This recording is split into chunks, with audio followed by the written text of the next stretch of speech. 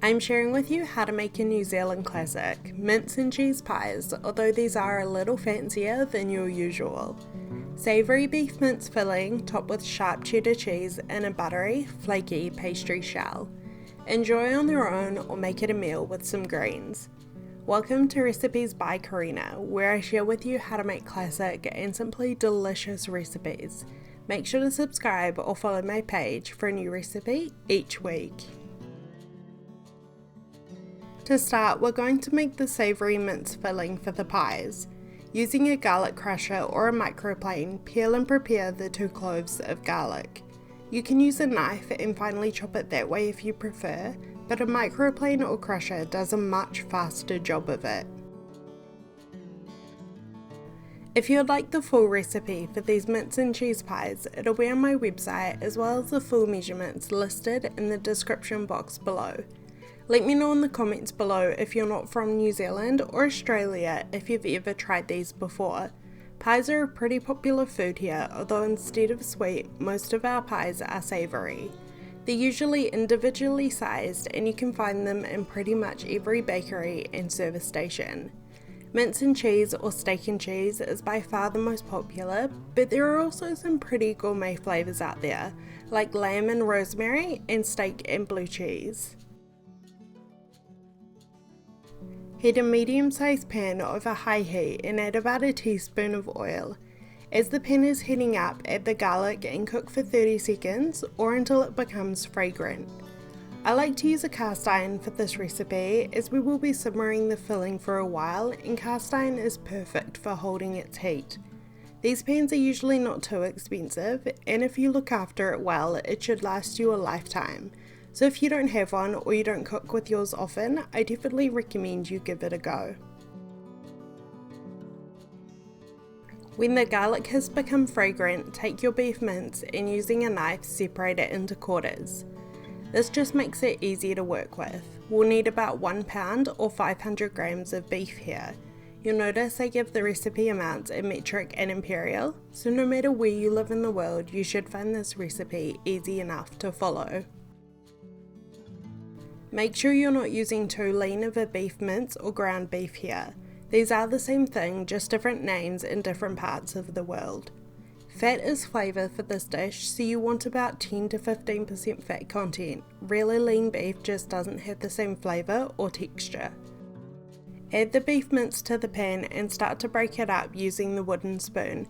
Make sure your heat is on high here as we really want a good browning to the beef instead of letting it stew if the pan cools down too much.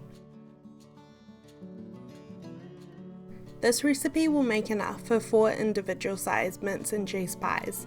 It's so easy to double the recipe if you're feeding more people, or these freeze perfectly to have for leftovers another time. You can make one larger size pie if you like. The recipe will stay pretty much the same, you'll just need a larger pie dish and a smaller amount of flaky pastry.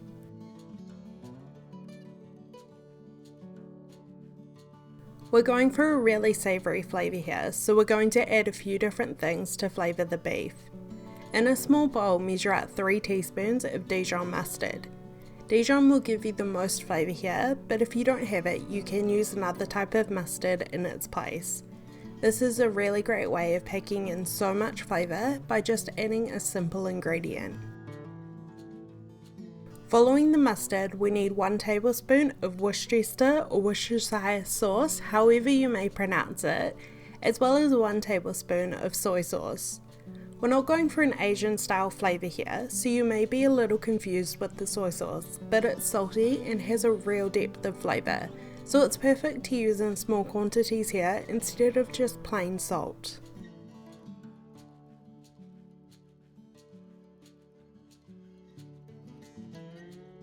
Once the beef has browned, turn the heat to low and add these ingredients to the pan.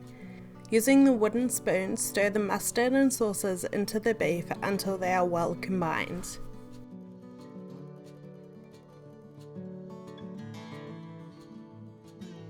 The filling for these pies is a thick meat sauce, almost like a bolognese but without the tomato flavour. To make the sauce part, we're going to be using beef stock and flour to thicken, almost like a roux based sauce. Measure out 1/3 of a cup of flour and sprinkle it over the beef. With the heat on low so nothing burns, using the wooden spoon, mix the flour in and cook it out for a few minutes. You'll end up with a kind of stodgy, thick mixture which doesn't look the best, but this is all okay.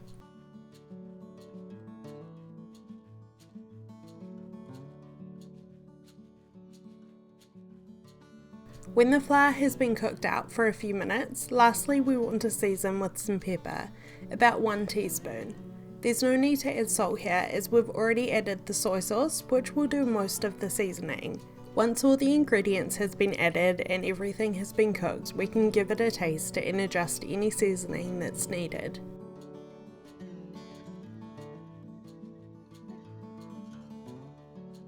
Take your beef stock, you'll need 2 cups or 500 ml and add about half of it to the pan, using the wooden spoon to combine it with the beef. You should notice it start to thicken up straight away. Once most of it's been incorporated, quickly follow with the second half and mix to combine.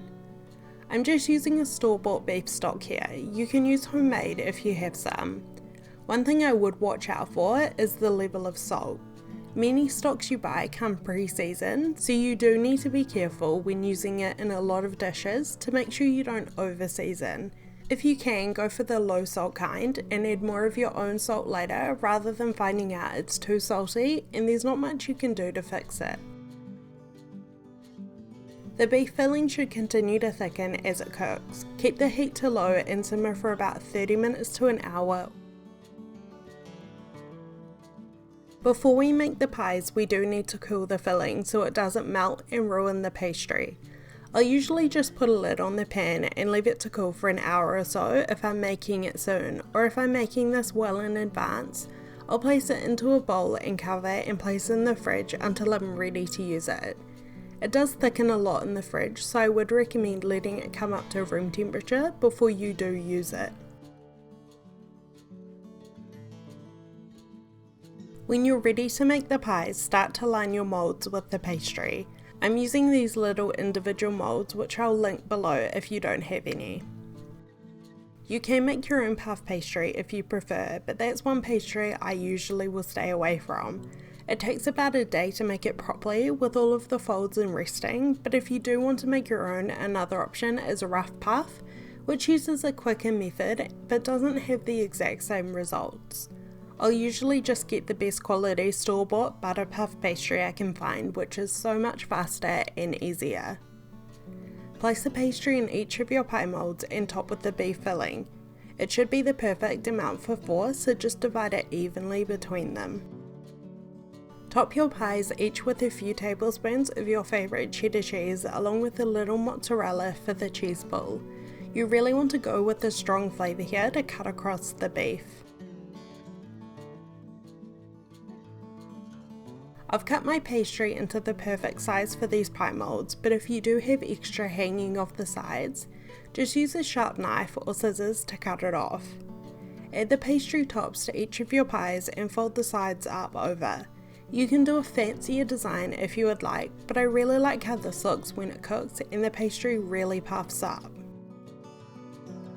Before they go in the oven, cut a steam hole at the top of each. This will stop any spillage over the sides so the steam has a place to escape out. Place the pies on a baking sheet and place in a 200 degrees Celsius or 400 degree Fahrenheit oven for 20 to 30 minutes or until the pies are golden brown and puffed up.